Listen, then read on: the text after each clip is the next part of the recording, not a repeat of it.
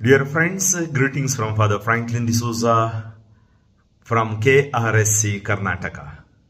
Archdiocese of Bangalore has organized a mega convention for 3 days on October 24th, 25th and 26th.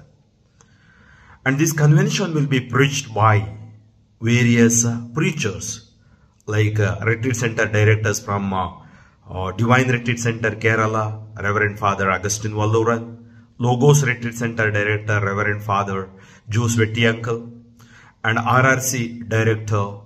And there are many priests preaching this convention for the year of Jubilee. We know the theme of Jubilee, Romans 5:5, hope never disappoints us.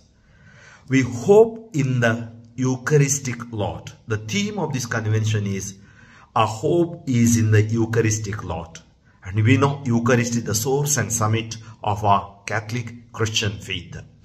So I invite all of you to attend this convention and receive abundant blessing from God.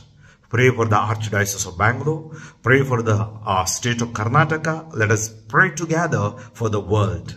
May God bless you. Once again, all of you are welcome on October 24th, 25th and 26th. God bless you.